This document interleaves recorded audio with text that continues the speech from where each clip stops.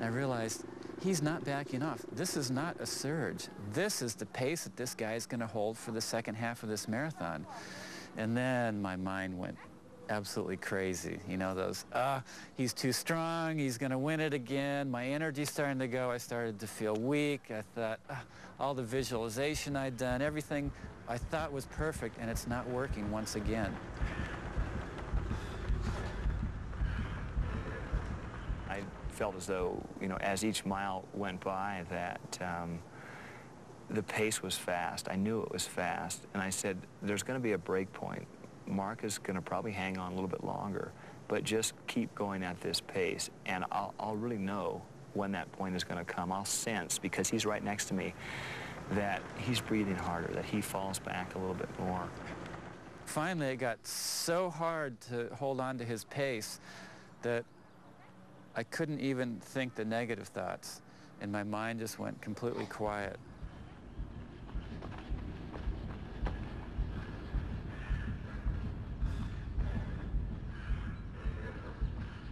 And literally, in the moment that my mind went quiet, kind of off in the corner of my vision, I saw that picture of Don Jose, the old Huichol Indian shaman. And he was kind of, looked like he was floating off, you know, above the lava on my right side. Of course, my Western mind's going, what's that? You know, and I look over and all I see is lava. So then I kind of just zoned out again and looked straight ahead, and there he was. I could just see him right up here. And I could just feel that I was gaining this energy or this life force from him. And I really had that feeling like, you know what? I'm happy to be alive too.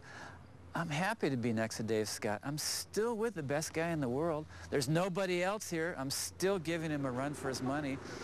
And I just got stronger and stronger and stronger. And a couple miles later, I knew that it was just a matter of time to just wait till the right moment. And as we passed through that aid station, Dave Scott turned to get that one last glass of water. And as he turned, something just said, go. And I just was like I was shot out of a cannon. And my response was, well, you know, wait a second, I'm going to do that to you. We're going to get to this top of the hill. Immediately I reacted and I said, I got to go. I've got to go with him.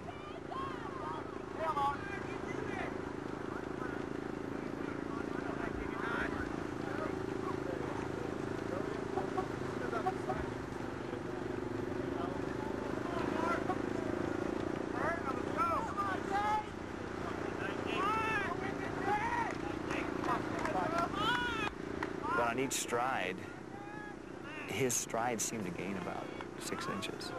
Every time we'd step, I'd fall a little bit farther behind. And I remember him, after he opened up a gap of probably about 30 feet, he looked back over his shoulder.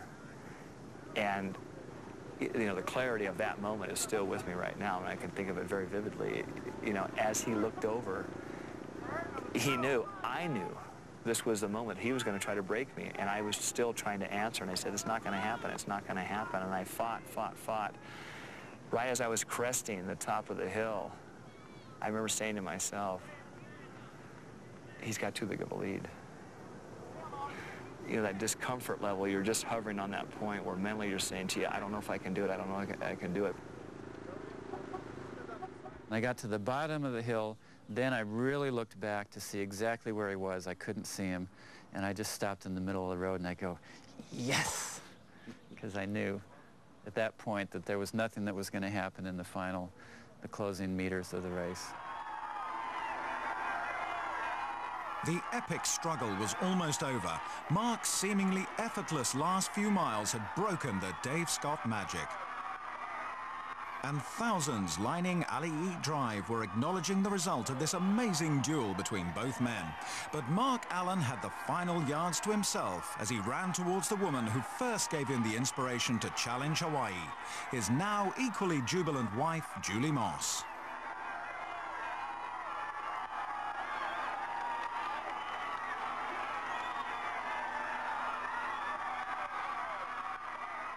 Mark Allen had finally beaten the King of Kona in a tactical game where a new Hawaiian marathon record was set at 2 hours 40.